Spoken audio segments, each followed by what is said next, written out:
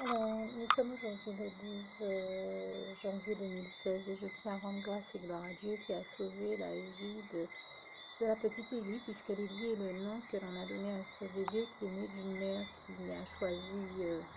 Nous ne pouvons pas nous expliquer rationnellement comment pour le moment, vu les informations que nous détenons, de mettre, une fois qu'elle avait accouché de son bébé dans un sac poubelle et d'aller le jeter dans la mangrove.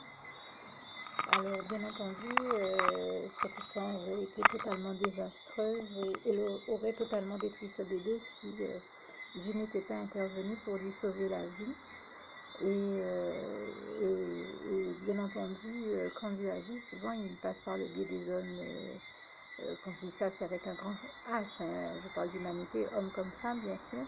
Et en fait, il a mis au cœur de comment Dieu a procédé dans ce cas-ci, dans cette situation-ci, ou cette fois-ci, si vous préférez, c'est qu'il a mis au cœur d'après ce qui est dit dans l'actualité, bien sûr, hein, dans les journaux d'actualité qui en parlent, il a mis au cœur d'un couple de touristes américains qui passaient par là, et qui avaient entendu déjà lors de leur premier passage, certainement ils étaient en excursion dans cette mangrove, ils avaient entendu lors de leur premier passage donc des cris de bébé. Et ils sont rentrés, mais je demeure persuadée que Dieu a fait ça peser sur leur conscience. Et c'est vrai que quand on entend des cris de bébé, c'est quand même interloquant, ça attire l'attention. Donc, ils n'ont pas pu supporter, j'imagine, au niveau de leur conscience, l'idée qu'il y avait peut-être un bébé là dans la mangrove. Donc, ils sont retournés sur leur pas et ils ont trouvé la petite Lily qui avait tellement gigoté qu'elle avait déchiré le sac poubelle et on voyait sa jambe en dépasser. Et quelqu'un est venu me raconter en tout cas cette histoire de cette manière-là hier et j'ai répondu à cette personne, mais heureusement pour elle qu'elle a gigoté et qu'elle a déchiré le sachet au point que sa jambe dépasse, parce que si ça n'avait pas été le cas, on n'aurait peut-être pas vu, peut-être pas remarqué et elle n'aurait pas été sauvée, alors que là, ben, grâce et gloire sont rendues à Dieu qui lui a donné la force et l'énergie suffisante de se débattre et de gigoter au point qu'elle ait déchiré le sachet. Et c'est comme ça qu'on a pu observer sa jambe et certainement ses beaux petits pieds et l'a sauvée. Et Dieu l'a sauvée par ce biais-là. Et vraiment, je dis toute la gloire revient à Dieu, à Jésus, à son Saint-Esprit.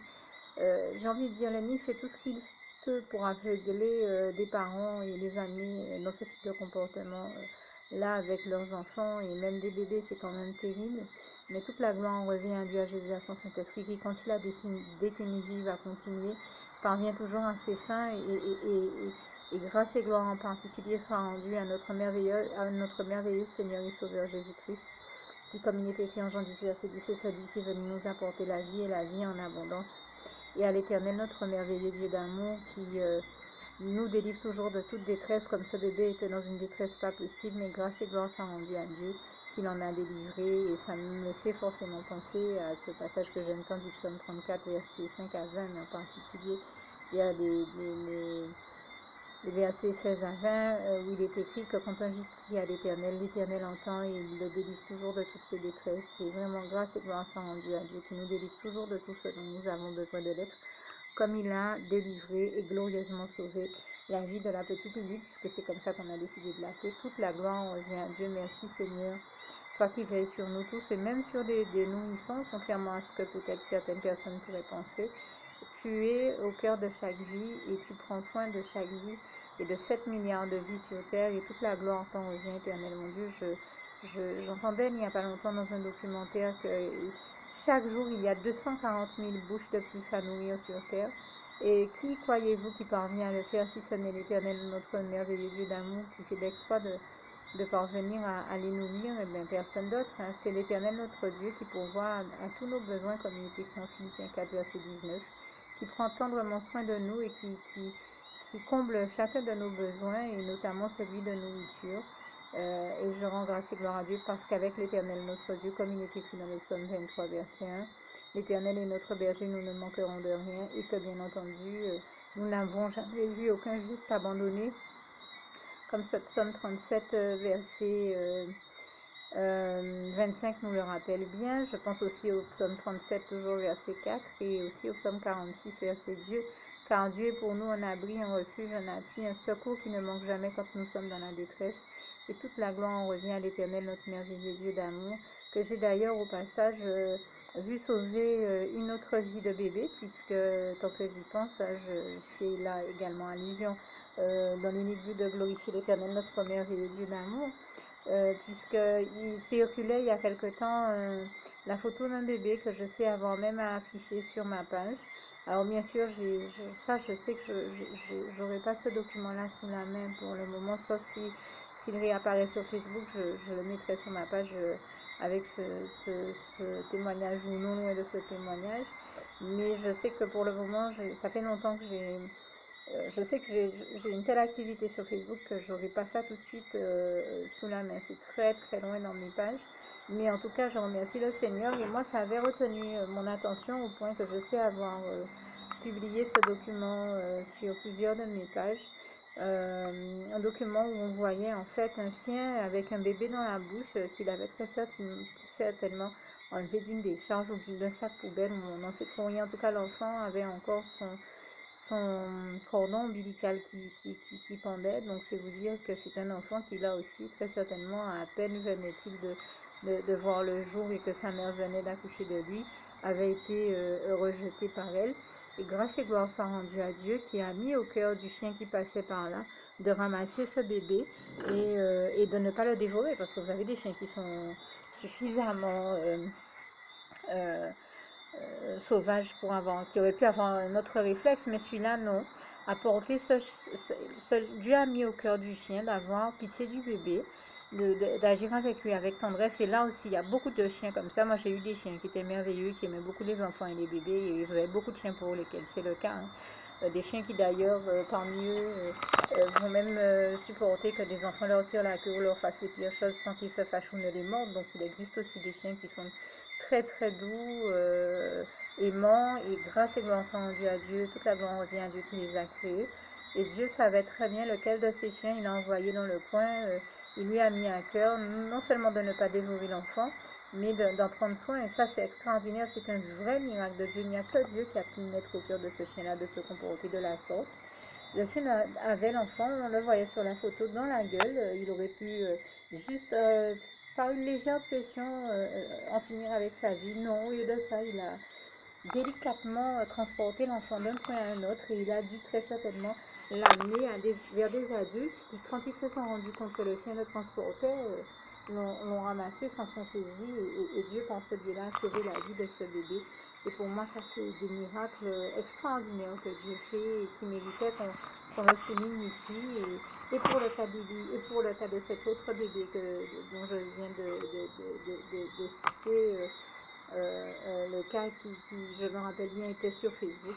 Je dis vraiment, toute la gloire en revient à Dieu pour de tels miracles. Nous louange, honneur et gloire à toi, éternel mon Dieu. Nous savons qu'il n'y a que toi qui as pu faire de tels miracles et des choses aussi extraordinaires. Nous louange, honneur et gloire à toi, Seigneur. Merci pour la manière dont tu sauves glorieusement nos vies. Nous louange, honneur et gloire à toi, éternel mon Dieu. Merci, Seigneur.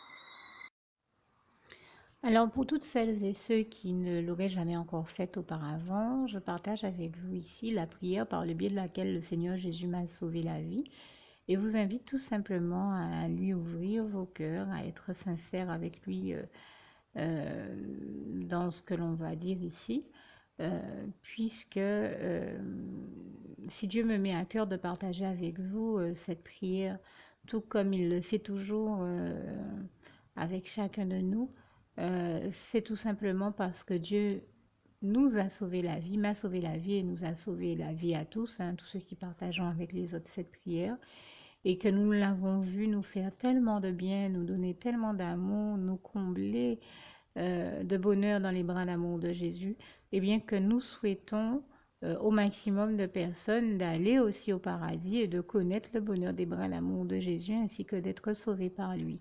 Mais bien entendu, pour être sauvé, encore faut-il prendre le temps de demander à l'être et d'accepter donc le Seigneur Jésus-Christ comme son sauveur personnel, ce qui est ici l'objet de cette prière.